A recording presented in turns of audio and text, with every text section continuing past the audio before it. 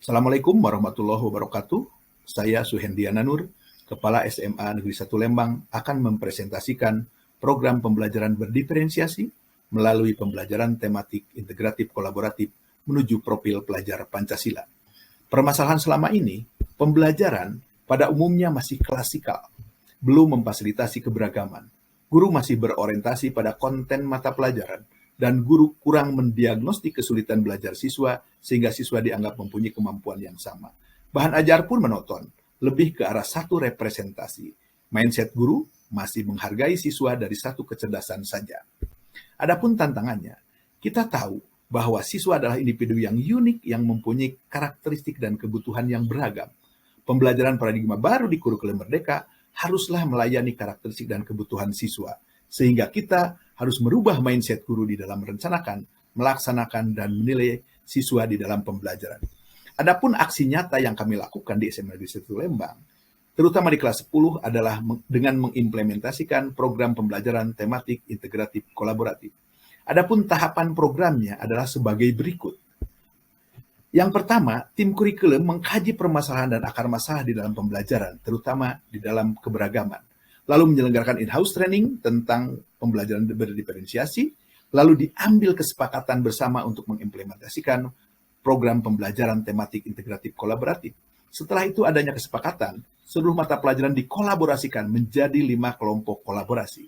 Setelah 5 kelompok kolaborasi terbentuk, dilakukan workshop pembuatan bahan ajar. Setelah seluruh administrasi tersusun, dilakukan implementasi pembelajaran yang dipandu oleh LKPD yang sudah disepakati bersama. Monitoring dan evaluasi dilakukan terus-menerus, baik melalui pemantauan ataupun supervisi kepala sekolah, untuk memastikan pembelajaran ini sesuai dengan rencana. Hasil dari MONEP dilakukan perencanaan berikutnya, bisa melalui FGD, workshop, ataupun IHT.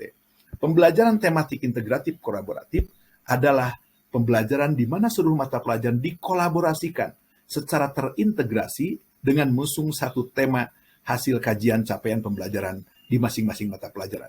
Adapun desain pembelajarannya adalah sebagai berikut. Tiap kelas, siswa dikelompokkan menjadi 6 kelompok belajar.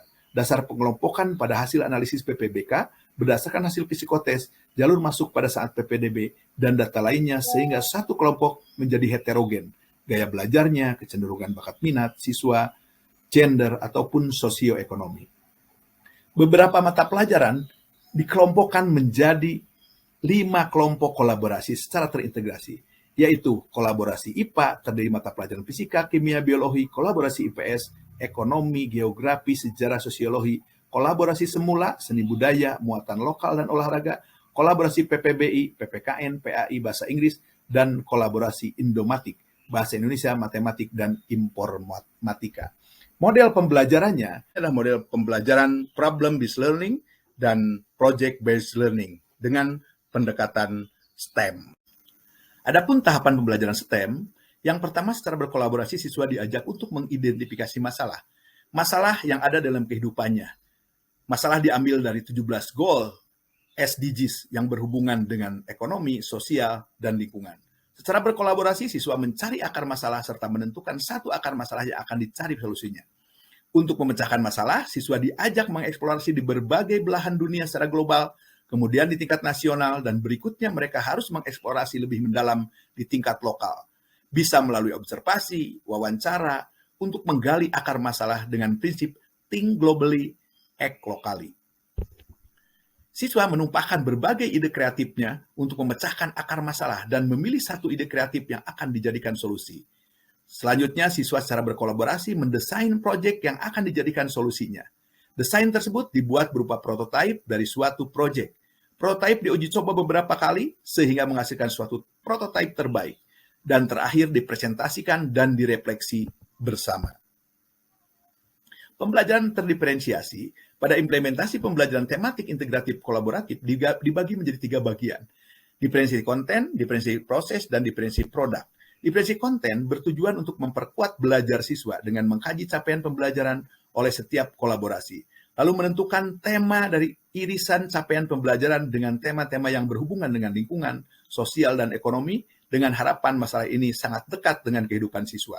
Konten dirancang dengan memberikan stimulus dalam bentuk gambar, teks, atau video. dengan aktivitasnya memecahkan masalah. Hal ini untuk memenuhi kebutuhan materi, bahan, dan tugas, sehingga siswa bisa berkembang sesuai dengan potensinya. Diferensiasi proses terjadi ketika siswa difasilitasi dalam pembelajaran di dalam kelompoknya.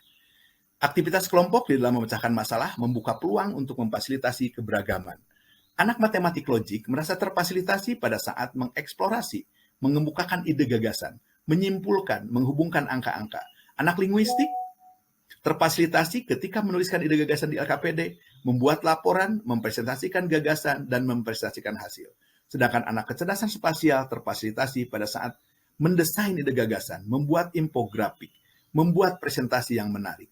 Anak interpersonal akan terfasilitasi ketika mengorganisasi kelompoknya, mengatur dan membagi tugas, bahkan menjadi ketua kelompok. Sedangkan anak kinestetik akan terfasilitasi ketika ada tugas merangkai proyek, membuat proyek, mempersiapkan presentasi, ataupun ketika kelompoknya membutuhkan sesuatu, dia siap untuk bergerak. Diferensiasi produk dengan pembelajaran tematik integratif kolaboratif, maka produk-produknya akan sangat bervariasi sesuai dengan minat bakat siswa. Bisa berupa teks, juga grafik, PPT, ataupun produk proyek hasil kolaborasinya. Sehingga ketika membuat produk sesuai dengan gaya belajarnya, maka hasil proyek menjadi lebih optimal dan anak lebih percaya diri. Inilah foto-foto kegiatan proses pembelajaran tematik integratif kolaboratif. Siswa selalu bersama berkolaborasi dalam kelompoknya. Guru lebih mudah dalam membimbing siswa dan sesuai dengan keberagamannya. Siswa dilatih untuk percaya diri, tampil di depan kelas, mempresentasikan di setiap langkah LKPD-nya, serta di akhir proyeknya. Produk yang dihasilkan pun menyenangkan siswa. Hasil kajian sederhana dengan menyebarkan kuesioner kepada siswa tentang keberlanjutan pembelajaran didapatkan sebagai berikut. Sebagian besar siswa, 77,4%, menyatakan setuju dan sangat setuju pembelajaran tematik integratif kolaboratif dapat memfasilitasi siswa di dalam keberagaman. Walaupun masih ada sebagian kecil yang kurang setuju, 19,6%, dan tidak setuju 3%, pembelajaran tematik ini dapat memfasilitasi keberagaman. Hal ini menjadi kajian lebih lanjut untuk perbaikan selanjutnya. Strategi pembelajaran ini telah memberi keyakinan kepada siswa dapat meningkatkan kemampuan ABA 21 seperti kemampuan berpikir kritis, kemampuan berpikir kreatif, kemampuan berkolaborasi, dan kemampuan berkomunikasi. Juga meningkatkan penguatan profil pelajar Pancasila. Dan juga dapat membiasakan perilaku berkelanjutan. Ternyata pembelajaran tematik integratif kolaboratif juga dapat disenangi siswa. Adapun tindak lanjut pembelajaran, dari hasil monitoring evaluasi, melalui pemantauan dan supervisi, serta melihat hasil angket kepuasan siswa, ditemukan guru masih belum dapat mengoptimalkan dalam memfasilitasi pembelajaran berdiferensiasi. Hal ini disebabkan rasio guru dan siswa yang masih besar. Guru kurang bervariasi di dalam membuat bahan ajar dan asesmen yang memfasilitasi keberagaman siswa. Berdasarkan hasil temuan tersebut, dilakukan workshop perbaikan perangkat pembelajaran dan pembuatan asesmen, serta mengadakan program lesson study agar guru bisa saling belajar dari pembelajaran orang lain.